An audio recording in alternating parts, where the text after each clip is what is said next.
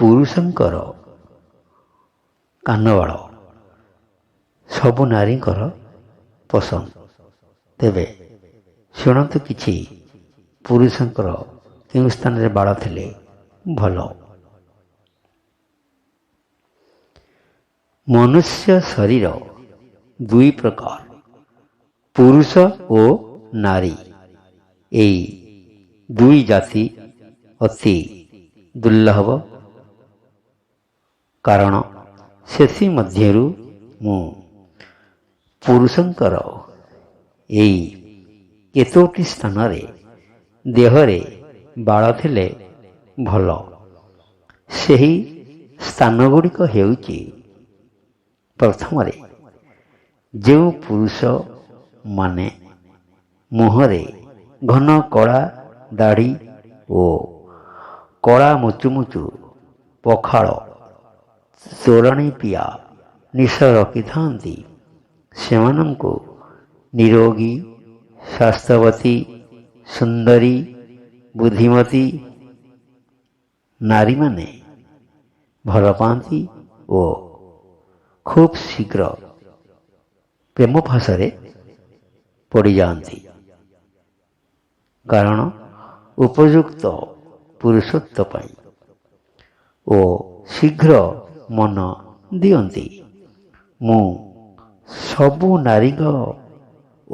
ନାରୀ ଓ ସବୁ ଝିଅଙ୍କ କଥା କହୁନାହିଁ।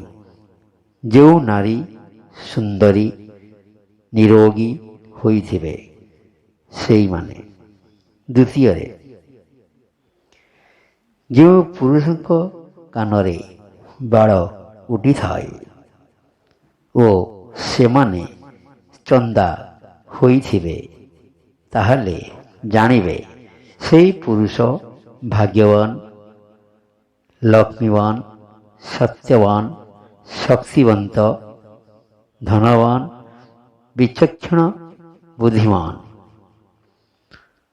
ଲକ୍ଷ୍ମୀବନ୍ତ ପୁରୁଷ ଓ ଧର୍ମପରାୟଣ, ପରୋପକାରୀ, ଦୟାଳୁ ପୁରୁଷ ହୋଇଥାନ୍ତି। ସେହିମାନଙ୍କ ଭାଗ୍ୟରେ ଭଲ ସୁନ୍ଦରୀ ଅପ୍ସରା ସ୍ତ୍ରୀ ମିଳନ୍ତି ଓ ବିବାହ ମଧ୍ୟ ହୁଅନ୍ତି, ବିବାହ କରନ୍ତି। ସେମାନଙ୍କୁ ପୂର୍ବ ଜନ୍ମର ପ୍ରାରବ୍ଧ ଓ ଆଶୀର୍ବାଦ ମିଳିଥାଏ। ସେମାନେ ସଂସାରରେ ହସ ଖୁସିରେ ଚଳନ୍ତି। ବେଶୀ ଦିନ ଲମ୍ବା ନିରୋଗ ଶରୀର ନେଇ ଆସିଥାନ୍ତି, ଆୟୁଷ ନେଇ ଆସିଥାନ୍ତି, ବେଶୀ ଦିନ ବଞ୍ଚିକି ରହିଥାନ୍ତି। ସେମାନଙ୍କୁ ମା ବଗଳାମୁଖୀ ଦଶବିଦ୍ୟାଙ୍କର ଆଶୀର୍ବାଦ ଥାଏ। ତୃତୀୟରେ, ଯେଉଁ ପୁରୁଷଙ୍କର ଛାତିରେ ଅଧିକ ଘଞ୍ଚ କଳା ବାଳ ଥାଏ, ସେହି ପୁରୁଷମାନେ ଅଧିକ ସଚ୍ଚୋଟ ଓ ବିଶ୍ୱାସୀ, ମନଖୋଲା ହୃଦୟର ହୋଇଥାନ୍ତି ଓ ସବୁ ଝିଅ ଓ ନାରୀମାନଙ୍କର ପ୍ରିୟପାତ୍ର ହୋଇଥାନ୍ତି ଓ ସବୁ କଳାରେ ନିପୁଣ ହୋଇଥାନ୍ତି।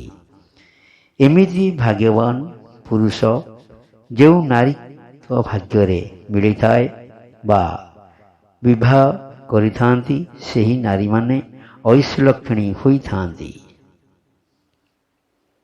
ଚତୁର୍ଥରେ, ଯେଉଁ ପୁରୁଷଙ୍କ ପେଟରେ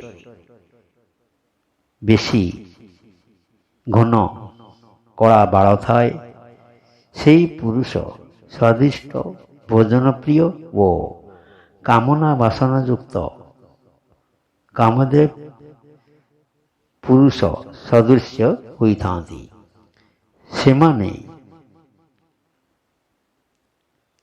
ଶାରୀରିକ ସମ୍ପର୍କରେ ଖୁବ୍ ନିପୁଣ ହୋଇଥାନ୍ତି। ସବୁ ପ୍ରକାର ଧନ୍ଦା କରି ସେହି ପୁରୁଷମାନେ ଚନ୍ଦା ହୋଇଥାନ୍ତି। ମୁଁ ସବୁ ପୁରୁଷଙ୍କ କଥା କହୁନି, କେବଳ ଯେଉଁ ପୁରୁଷ ଚନ୍ଦା ହୋଇଥାନ୍ତି ତାଙ୍କ କାନରେ ବାଳ ଥାଏ, ସେହି ପୁରୁଷଙ୍କ କଥା ମୁଁ କହିଲି। ଧନ୍ୟବାଦ। ଯଦି ଆପଣଙ୍କୁ ମୋର ଏଇ ଲେଖାଟି ଭଲ ଲାଗିଥାଏ ତାହେଲେ ଲାଇକ୍, ସେୟାର, ସବସ୍କ୍ରାଇବ୍ କରିବେ। ନମସ୍କାର, ଧନ୍ୟବାଦ।